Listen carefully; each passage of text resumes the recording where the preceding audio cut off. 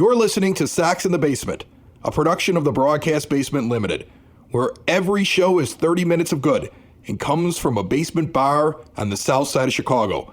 Pull up a stool, pour a cold one, and join us right now for Sox in the Basement.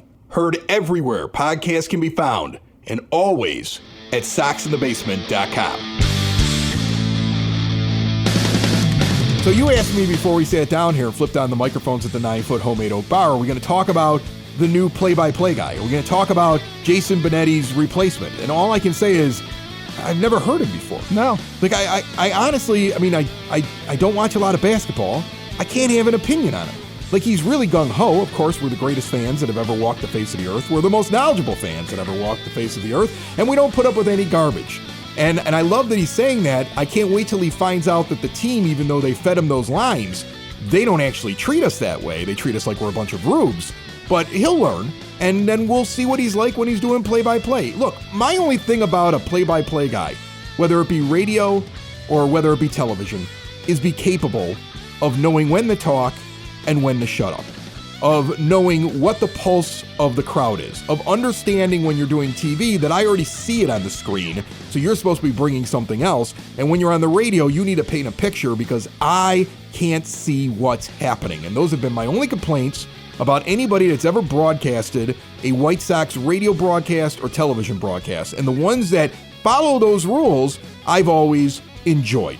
And so if he's able to do that and he's a professional broadcaster, I don't care where he came from, I don't care how tall he is or how short he is or how long he's been doing it or what he did beforehand. He's either a capable professional broadcaster or he's not. And I at least look at this as they didn't hire a former player and they didn't hire somebody from the boys club in Radio Town. So I like that they went outside. I like that they got a professional broadcaster. I like that they didn't go get some former athlete that doesn't have the chops. And so I'm excited to see what he can bring. And that's about all I got to say about him. Yeah, I mean, all I know about him is that he used to be a news guy and then he became, a sports guy and a play-by-play guy out, some baseball, just never done Major League Baseball, but that's okay. You don't need to have done Major League Baseball to be able to do MLB play-by-play. Like you said, he just needs to be able to tell us what we need to know to enhance what we're seeing on the screen because he's a TV guy. And apparently he gets along really well with Steve Stone, and that's going to be a good thing too. If they like each other, that'll make the broadcast that much better. Although if they absolutely hated each other, that would make the broadcast just as interesting. Wouldn't it? It would make it amazing. Oh, my goodness.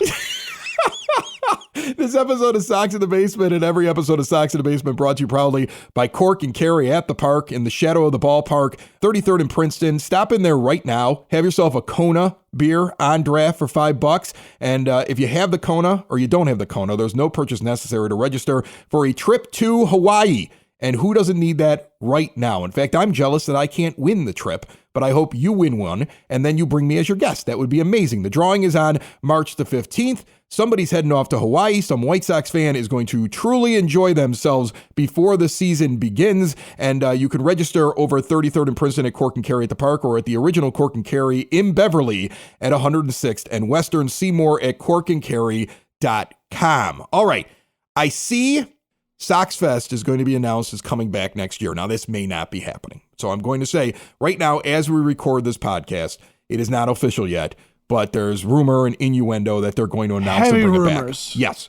Heavy innuendo. Heavy. It tells me that either they are the stupidest organization in professional sports, or everything that we said about Chris Getz coming in, changing the inner workings behind the scenes, changing who's scouting the players, changing who's evaluating the players, changing who's developing the players, then going out and building his base around defense, and then saying, okay, these are our base players. We're not letting anybody into the major leagues unless they've proven themselves. And now we're going to start adding, and it's going to be late in the offseason, but we are going to add a couple of pieces, and we are going to add in the middle of the season, and we are going to build for a quick turnaround in 2025 when we have a ton of payroll flexibility. And that's why you don't see him committing to anything long-term, because the 2025 offseason is going to be filled with hope and excitement and probably a new manager and all of that. And that's why they would go back in front of a crowd again. Because if they go back in front of a crowd to tell you that we're building to something and don't worry, by 2028, everything will be right again, That would be the worst thing they could possibly do. You would drive more fans away. They would just have a chance to tell you they were leaving to your face. So that's why I think that little piece of news tells me we're on to something here at Sox in the Basement about what the actual plan is and the timeline. Oh yeah, there's no way that they're going to go through and do this as a rebuild thing, because then why wouldn't you have done it this year? Why wouldn't you have said, new general manager, new direction, let's go. What we're building to in the next few years is going to be amazing. And, when the next crowd comes through and the next group of players that Chris Getz develops and his plan and his vision is going to be amazing. And this rebuild is really going to work this time. You could have done that this year and put Getz out there and put Pedro out there to fumble through answering questions and all that. But no, you're right. I think what's going to happen is they're looking at, the idea that Yohan Moncada's money is going to come off of the books. They're looking at the idea that there's going to be payroll flexibility coming up. You're going to have something built up. You're going to have some guys that are closer to the majors, or you're going to have some young guys that come up towards the end of this year that are going to be building into next year, plus some signings, plus some trades maybe. And there will be excitement. At least that's the plan. This year is probably not going to be enough excitement for them to have pulled it off, because let's face it, there's just not going to be a huge line around the corner for Eric Fedde and Chris Flexen. Yeah, but they should have done something, and it shows cowardice. I agree. It's a cowardly act, and the fact that they haven't done it in the last several years, even when they were trying to use the pandemic when nobody else was doing it. I mean, it's just, the whole thing was cowardly, and it would be great to bring the thing back, and I hope that no matter what the hype is, when it actually comes back, fans, and I don't think White Sox fans forget anything, will still hold them to the fire. I don't think Jerry gets up on the stage at that festival. I don't think you will see Jerry. Not a chance that Jerry shows up at that festival. There won't even be like a cardboard cutout of Jerry that you can take a picture by. No, because that thing would be destroyed before they got through day one, the things that people would be doing to the cardboard cutout. Here's the thing. Pedro, in my mind now, has just gone from being just like, I don't know, little silly to utterly ridiculous. Supposedly now already talking about how Dylan Cease is his opening day starter, a guy who they're going to move. And, you don't need to declare your guy the opening day starter before you even made it to pitchers and catchers. He is such a patsy. He is being set up like a patsy. He's Lee Harvey Oswald going to the theater and waiting for the Dallas police to scoop him up and say that he shot JFK.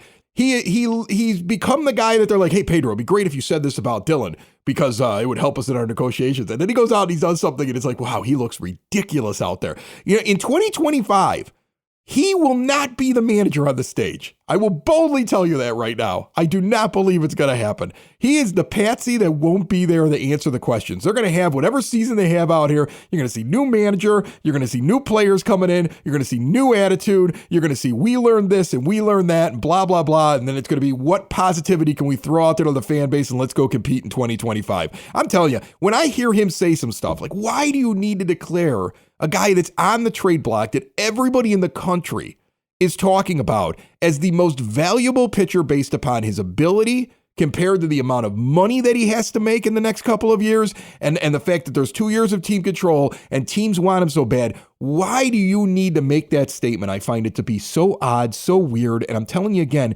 he's just going to end up being the patsy. I said this on the last week, on one of the shows last week. Chris Getz is going to extend the goodwill that anybody has for him. I know not everybody has it for him, but he's going to extend it a little bit because he can just throw him under the bus for anything that goes wrong this year and then get the manager that he wants. And I know everybody goes, well, he's from Kansas City and Getzy would, that's all he wants is Kansas City guys. I think that you're mistaken on that one. I don't think this is the guy long term at all. He didn't pick him. No general manager likes to be handed a guy that he didn't pick. And it just seems like every time he does something, it's always the worst comment. It's always the silly thing that you sit there and you roll your eyes at. And that's the perfect patsy right now in this organization. I wish him luck with his team that can play defense and can't hit that hasn't even been put together yet.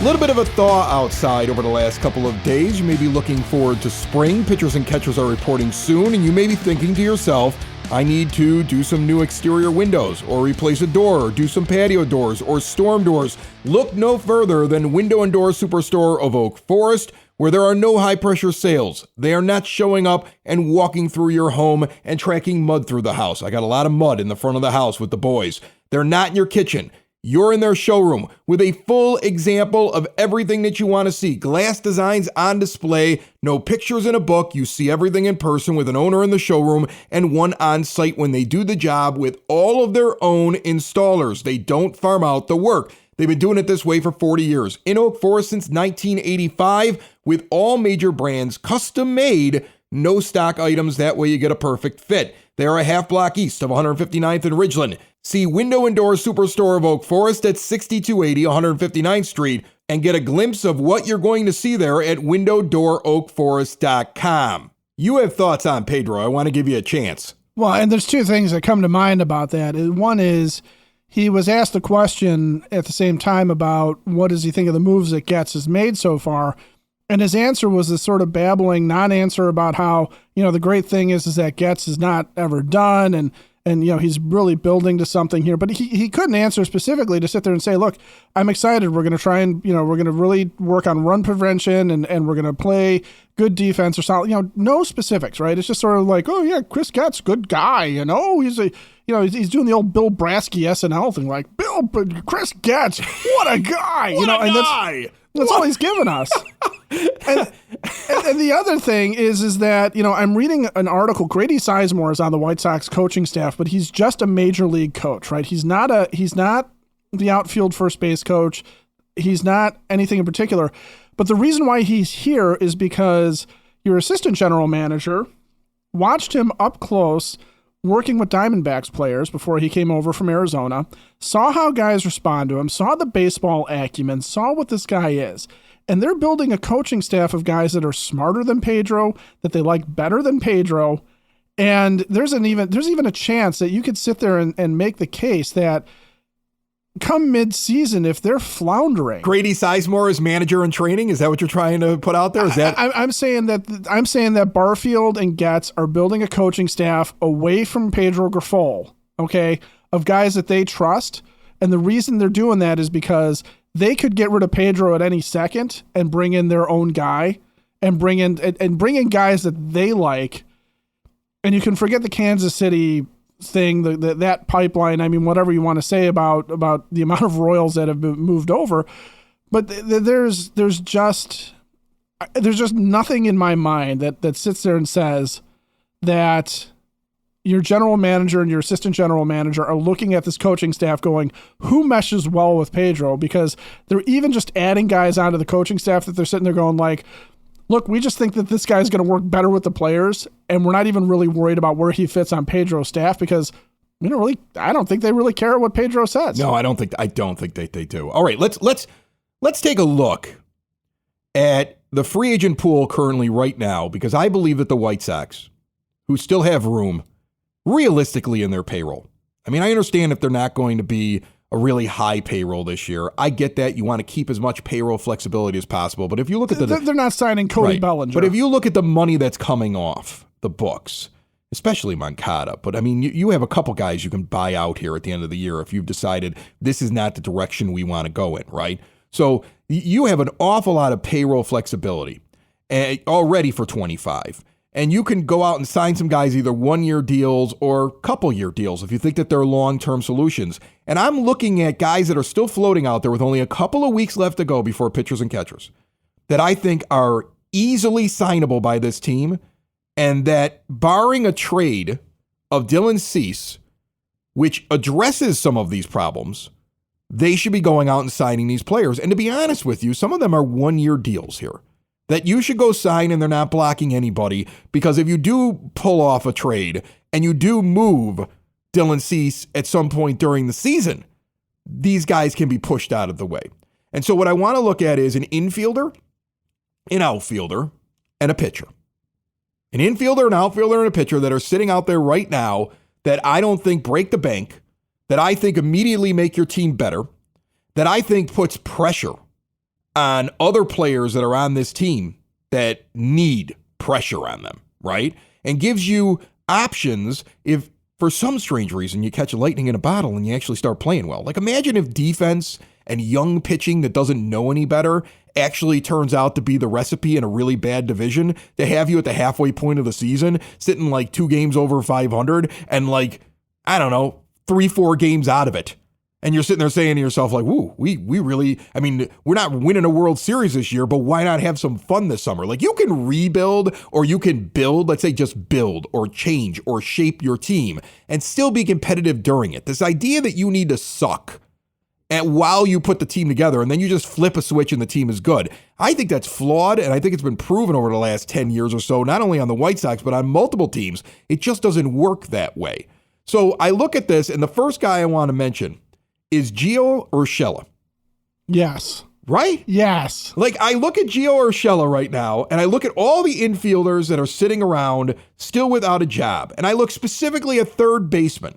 And you see Matt Chapman, we're not going to go get a guy with a 7.6 WAR over the last 2 years. We're not going out and getting 39-year-old Justin Turner. You don't want to get a third baseman that wants to play third base every day, right? But a Gio Urshela is a third baseman who's 32 years old that hits for a high average. I mean, it's the guy that hits in the high 200s. I think he had 299 last year. Is that what he did? 291, I believe. No, I got it right here. He had 299 last year for the Angels. Oh, okay, yeah. 299 with a 703 OPS. The year before, he had a 767 OPS and hit 285. All right? He doesn't bring a lot of power, I understand that, but his defensive runs that he saves, he is actually more effective at third base than Luis Robert in center field, according to the metrics. Like, he is a defensive third baseman who's capable of playing equal to replacement level without giving up any runs to actually a positive defense at short and second base. Now, I understand that you want to be defensive and you want to have Paul DeYoung over there at short because he's the placeholder until Coastal Montgomery gets here. But you haven't solved your second base problem. He wouldn't be the worst thing in the world to have rotating around your infield. He could spell Moncada. He could spell Nicky Lopez. He could spell DeYoung when he needs to. And he also is the guy that if Moncada isn't playing well and you've grown tired of a guy that you know you're getting rid of at the end of the year with a buyout, you can replace Moncada with a guy and make a statement to the rest of your team that we're not going to let this guy sit out there for 162 games and blame a tweak that he's feeling this week. And that's the guy I would go outside because he's a guy that isn't going to command a lot of money and is going to play replacement level or better offensively, and he's going to be an upgrade defensively wherever you go and you put him. To me, it's the most no-brainer free agent signing here with a couple of weeks left to go. A guy that's floating out there that I don't see any team interested in whatsoever, and I don't know why. Maybe it's because he doesn't hit the long ball. He had 21 home runs in 2019. He had 6 in the shortened season in 2020, 14 in 21, 13 in 22. He only got 62 games with the Angels last year, so he only put up 2 home runs. But I'm telling you right now, I take the glove. I take the ability to hit the baseball. I take the fact that he's going to, at worst, be not a hindrance to your offense. He bats towards the bottom part of your order, and he plays good defense, and he can move around all the way. I would take that guy over anybody that I got sitting in the minor leagues right now that were like, oh, we want to see if Romy can give it another shot. I would take Gio Urshela right now. I take that experience at third base because, worst case, he could be your third baseman if Moncada doesn't do what Moncada keeps promising he's going to do. Because, by the way, he's in the best shape of his life again. He doesn't have any injuries. Injuries were the problem for everything. I just read this week, right? Oh yeah. He's saying he's in the best shape of his life. Oh yeah. And the back the back isn't a problem. The legs aren't a problem. The obliques nothing's a problem with Yohan Moncada going into spring training. And then on the other hand, you've got Andrew Benintendi who's trying to eat his way into thickness. I love that. The Italian guy's eating all the pasta and bread he can get his hands on. I mean, because eating is fun, in his words. It's fun to do, but I mean, I don't know if him being thick is going to prevent him from dropping balls in the outfield, so I don't understand that at all. But Gio Urshela is a guy that I'm sitting there saying to myself, this would be a nice addition of a player who's an actual, we've talked about this before, bring in real baseball players and make these other guys fight for a job. And you need, if you really want to change culture, have professional baseball players that actually professionally play the game of baseball. I know that he's not a superstar. I know it's not what I want for a team to go and compete. But he does not hinder you. He does not block anything that you're going to be worried about. He gives you an awful lot more options, and he puts pressure on guys that need pressure put on them. And also, let's be honest, There is no guarantee that Nicky Lopez is the answer at second base all year long. And there's no guarantee that Lenin Sosa is going to be able to come up and perform. And there's no guarantee that you won't be tired of Paul DeJong standing over there at shortstop and you don't have Colson Montgomery ready yet. Okay, and there's definitely no guarantee that Yohan Moncada is not going to tweak his back with a week to go in spring training, and we're going to hear all about that, or tired legs, or some other issue that he's having. His neck is tired from all the chains. I don't know what it is, but he's going to have some issue, I know, coming out of spring training, and it's going to be the excuse for the entire year. Lopez is probably the one guy that has shown a little bit of consistency in terms of being a mediocre bat and a good defender. DeJong may not hit at all. Like, he may not hit enough to warrant being in the lineup. I don't care how good his shortstop defense is. And Moncada can't stay healthy. And even he even admits it that he can't stay healthy. And until proven otherwise, it would help to have someone who can stand over at third base and play the game. And like you said, the thing I love the idea of Urshela is the fact that he can move around. And you know, the assumption is I have not seen anything or heard anything that suggests that he's not recovered from the injury that he had last year that kept him off of the field for the Angels. But his presence just as a professional bat and a professional defender would make it so that if Brian Ramos can't stand at third base, if Lenin Sosa cannot stand over at second base and perform at a major league level, you're not sitting here going, what are we going to do? Or sitting here trying to piece together a team with, you know, Zach Remillard, or like you said, Romy Gonzalez, who has yet to be Ben Zobrist 2.0, by the way. He played 37 games last year, and he had 6 defensive runs saved, according to the Fielding Bible. In comparison, Austin Riley, who was the 4th best in defensive runs saved, needed 159 games to do that for the Braves. Right.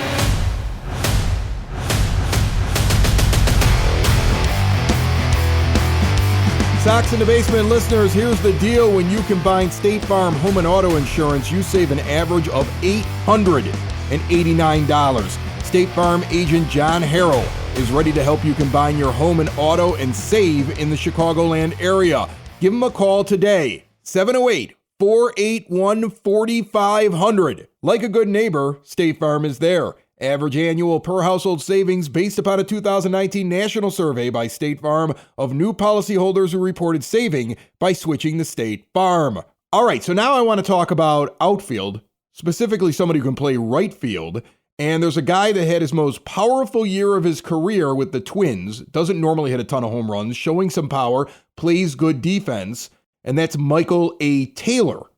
I would be bringing in him for his year 33 season. I understand that he's a 240 lifetime hitter. I understand that his OPS plus is slightly below the 100 level, which is league average. But I take his defense, and I take the fact that he was putting the ball out of the ballpark last year because he must have changed his approach a little bit. And I say for a 1-year deal out in right field, especially if you still believe that you're going to get Kjerstad from the Orioles, but it might take a little bit of time. It seems like they're really trying to find that young right fielder of the future. Fine, but I'd rather have him out there than Gavin Sheets. I'd rather have him out there than Oscar Colas. There isn't an option on the White Sox right now that I'd rather have over Michael Taylor, who's sitting out there, and I think they could get at a very reasonable deal. In fact, I'll be honest with you, I can't believe they couldn't offer the money and the 1 year that Joey Gallo got to put him in right field. That was disappointing. Yeah, and Gallo, it may be one of those things where I think there's a lot of teams that are looking at Joey Gallo going, what is, you know, is he just the Paul DeJong of outfielders? Like, you know, there's power there, but he's not gonna put the bat on the ball nearly as much as he needs to offensively, and the defense is never going to be a question for him. But to your point about Taylor and what he's done, I mean, you know, yeah, he's not a sexy name, right? He never has been. He had 5 defensive runs saved last year playing the outfield. Okay. Yeah.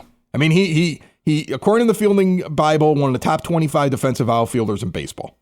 So they keep saying that they want to have defense. They want to have a guy that can stand out there and at least field his position. And offensively, like, look, you're not putting him in the middle of your order, but that wouldn't be a bad guy sitting 7th in your order.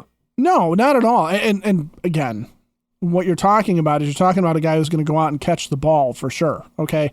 Also has the ability to play center field, which is something that you sort of lack in backup. And you need roles. that. You need that. Because you do want to spell Luis Robert Jr. from time to time. Okay. Even if the guy is healthy and stays healthy, you don't want to run him out there for 162 in a season where you're not really expecting to compete. Now, again, like you said, you catch lightning in a bottle and you're leading the division, and obviously Luis Robert Jr. is going to be an important guy to have out there, but you're still going to want to have somebody else who can step out and play center field for him.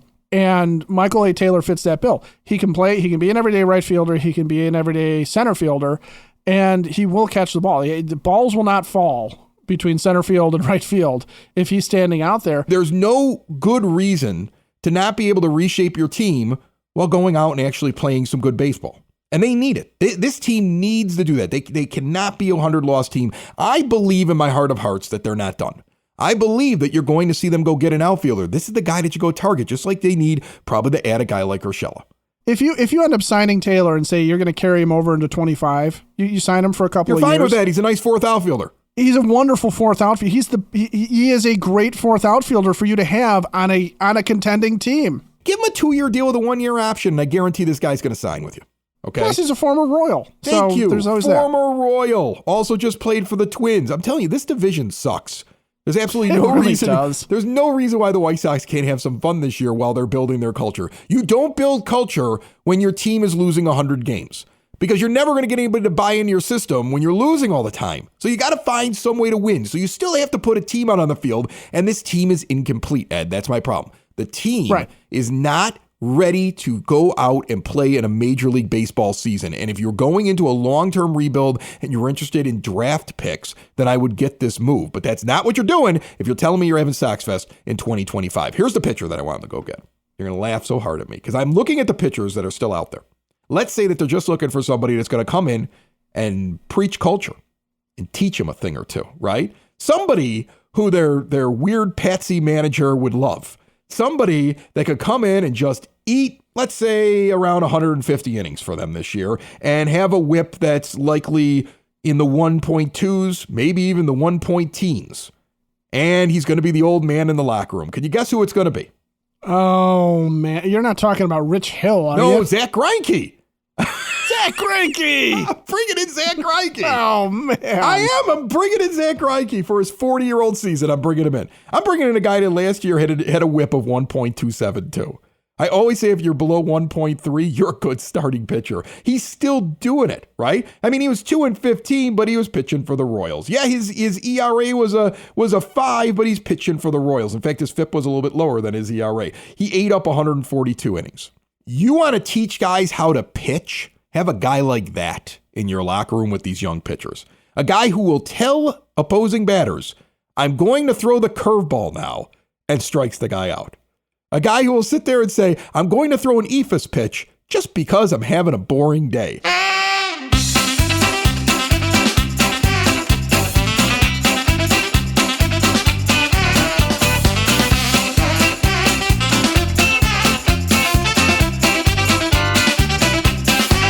And to help me convince those out there that think that Zach Greinke is way too old, I'm going to bring in the Sox nerd right now. That's his music. Because the nerd is featuring a guy who got to the White Sox at about the same age. The Sox Nerd is brought to you by the Village of Lamont. Want to experience a downtown with real history, great eats and drinks, and green spaces filled with adventure? Visit the Village of Lamont. Shop, dine, drink, explore, and see everything they have going on this weekend and beyond. Visit lamontdowntown.com. Nerd, what do you got for me? Chris, you and Ed took a technology-induced trip down memory lane on a recent show, so I thought I'd do the same, minus the flash flood of battery acid. We recently marked the 40th anniversary of the White Sox acquisition of the late Tom Seaver, whom it can be argued is the greatest pitcher of all time. On January 23, 1984, the Sox selected Seaver as compensation for losing a Type A free agent. The Mets only had themselves to blame for losing Seaver in the compensation pool, which was part of the settlement of the 1981 strike. The Mets left Seaver unprotected, figuring no one would take a 39-year-old right-hander with a hefty salary who had gone 9-14 in 1983. The Sox had a pick in this draft for losing pitcher Dennis Lamp to free agency following the 1983 season. Had the Mets done their homework, they would have known Sox general manager Roland Hemon had a move like this in him. A year earlier, Hemon had toyed with selecting Cubs pitcher Ferguson Jenkins in the same compensation pool draft. The White Sox didn't take Jenkins, but did wind up making a blockbuster deal with the Cubs for not taking Jenkins that left Cubs general manager Dallas Green saying he was, quote, relieved. There was no swap this time, and Seaver joined a rotation that included Lamar Hoyt, Floyd Bannister, Richard Dotson, and Britt Burns. While he had misgivings about leaving the Mets, a team he had rejoined for 1983, Seaver eventually warmed to his first American League home. In retirement, Seaver spoke fondly of his days with the Sox, particularly his association with Ozzie Guillen. Tom Terrific had two excellent seasons on the South Side. He went 15-11 with a 3.95 ERA in 1984 and 16-11 with a 3.17 ERA in 1985. The highlight of Seaver's tenure with the Sox came on August 4th, 1985, when he logged his 300th victory in a complete game effort at Yankee Stadium. Seaver's time in Chicago came to an end on June 29, 1986, when he was dealt by general manager Ken Harrelson to the Boston Red Sox for utility man Steve Lyons. Seaver was 33-28 with a 3.67 ERA, 17 complete games, and 5 shutouts in 81 outings for the Sox. His numbers could have been markedly better, considering he was on the losing end of a shutout a total of 6 times in 1984 and 1985, and he left with a lead that the bullpen blew 6 times in 1984. Beyond the numbers, though, having that iconic of a figure who still had gas in the tank on the Sox was really a cool thing. When Seaver pitched, there was a buzz in the yard, which was sorely needed during that dismal season of 1984. I touch on Seaver's time with the Sox through the eyes of the great Nancy Faust, former Sox beat writer Ed Sherman, and former Sox executive Dan Evans in a blog of mine, which is available at SoxInTheBasement.com. My zinger? The number 78 has been in the news for the Sox lately. Did you know, Chris, that the Sox have never had a player wear the number 78? They've had Luis Patino, Yolmer Sanchez, and Will Oman wear 77, and Jose Abreu wear 79, but no 78s. Last year, Yolquis Cespedes wore 78 in spring training, but he is not listed on the Sox 40-man roster. The numbers aren't finalized on the Sox roster yet, but if I had to guess, 78 will be assigned to a non-roster invitee or a minor leaguer. That's it, Chris. More than you wanted to know about Tom Terrific, the 1980s free agent compensation pool, and the number 78. And just announced, SoxFest returns in 2025, January 24th and 25th. Mark your calendars, sharpen your pitchforks, and get those torches lit. Well, no, don't light the torches yet. No, yeah, you got to save those. Yeah, save the torches. Practice with the torch. You don't want to go into it. Get the torches. You never want to go in with a torch that you've never used before. You want to get it broken in just a little bit. That's all I'm suggesting. Well, you figure out what kind of cloth you have that's going to burn the longest, what kind of accelerant you want to use. Hey, there's a lot of things. And teach your children proper torch usage, please. Torch safety is important. Safety, yes. Sox in the basement. Sox in the basement.